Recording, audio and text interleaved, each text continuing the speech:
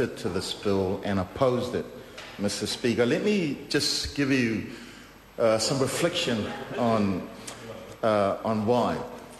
When Mr. Hyde became the Minister of Local Government, it was believed by many in Manukau that he then had the national government firmly in a leash. And he took that leash and led the national government and designed a structure for the Auckland region, a structure that was supposed to be creating local government in Auckland as a business unit. It was designed to gut local government. It was designed to break up the assets and the income-flowing assets of that region and put it in CCOs. And again, Mr. Hyde led this government by the leash and said to the people of Auckland, this is going to be good for you. The people of Auckland reacted, sir, and there were poll after poll after poll who says they did not want to sell their assets. And that was reaffirmed, sir, last month when, after the election, local body election, Mayor Len Brown, won a resounding win over the national candidate by more than 63,000 votes, sir. Despite.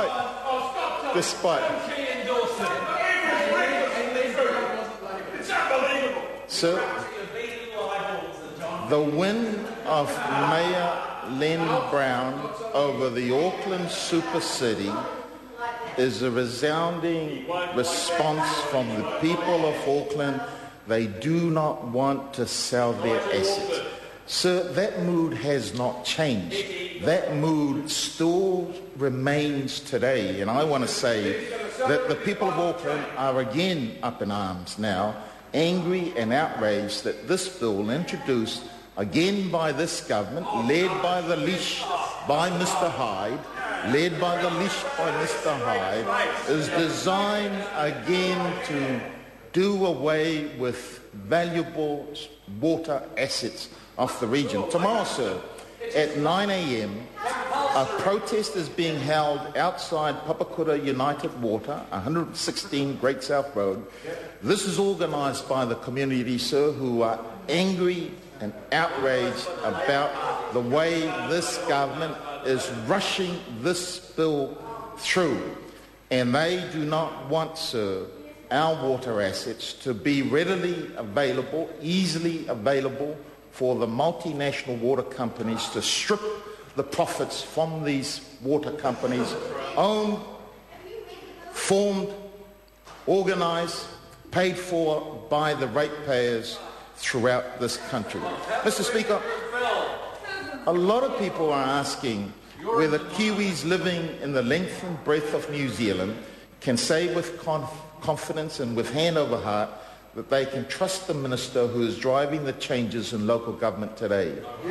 A lot of them are wondering whether they can trust that the local government changes being introduced in this bill by this minister will make things better for ratepayers throughout New Zealand. People are wondering, sir, whether New Zealand public can trust the changes being introduced by this minister in this bill. Will this reduce the amount of rates for ratepayers in the next 3, 6, 9, 15 or 35 years? After all, this is the same minister who once said to people of Auckland that he was going to help cut the rates. Can Kiwis have confidence in the minister of a minority party that only received a mere 3.65% of the national vote in 2008?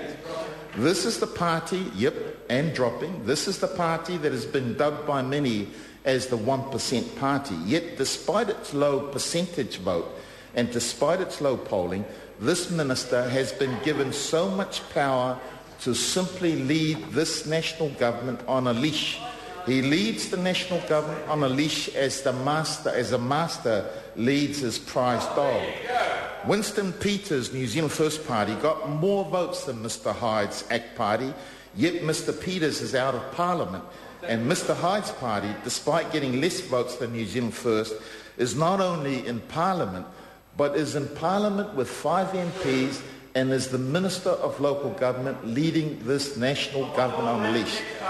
If the New Zealand public can say with hand over heart that they can trust this minister and this government, then my speech is concluded, Mr. Speaker, and this country has gone to the dogs.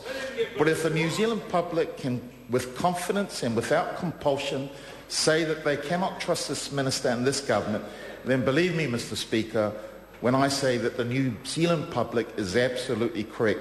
Practically every piece of legislation Mr. Rodney Hyde has introduced into this House as the Minister of Local Government has been passed with the use of urgency at some stage, with the exception of one bill. How can Mr. Hyde claim that ratepayers want greater transparency and accountability in local government when he in fact ignores that in Parliament? While this bill purports to improve transparency and accountability in local government, it in fact will do the opposite, Mr. Speaker. The bill aims to weaken local democracy. It strips away key consultation provisions that currently the public and the community have. It forces councils to focus on a narrow range of core activities and will allow councils to privatise water supplies for 35 years. Despite the government's weasel word rhetoric, this bill does not increase transparency and accountability in local government, no matter how many times this government repeats those lines. This bill will undermine transparency. It will undermine public accountability by local governments. It will undermine the participation of local communities. This bill will remove the rights of local communities to participate in consultative processes.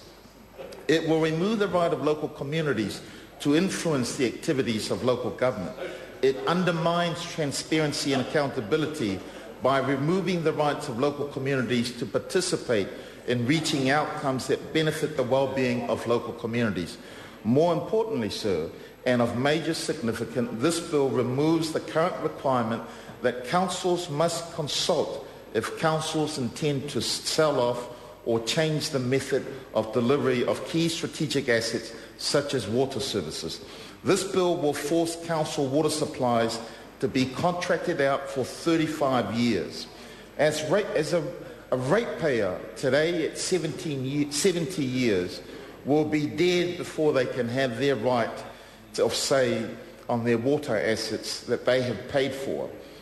The submissions totaled about 414 submissions total. 360 of those submissions expressly were against the water provisions or the water privatisation. I want to quote from two of the submitters because I think these were significant submitters from the Auckland region. One is the Auckland District Council of Social Services, an umbrella organisation covering the Auckland Isthmus area, who opposed this bill overall. They say this bill will reduce democratic accountability. They submitted this bill will reduce consultation with and responsiveness to local communities.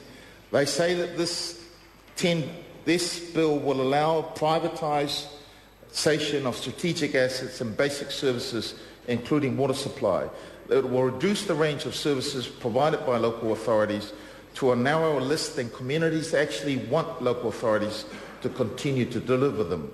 The final one, sir, that I want to quote from is a submission by the Auckland City Council Community Board Chairs Forum. This is again, sir, a significant group from the Auckland region, a committee made up of chairs of all the community boards across the Auckland City region. They gave evidence that current legislation is delivering transparency and accountability already for ratepayers. They submit that the proposals set out in this bill are unnecessary and anti-democratic.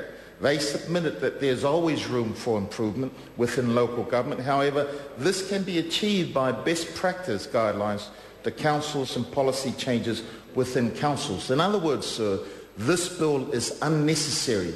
And the big ado about accountability and transparency just is not going to wash with the people of Auckland.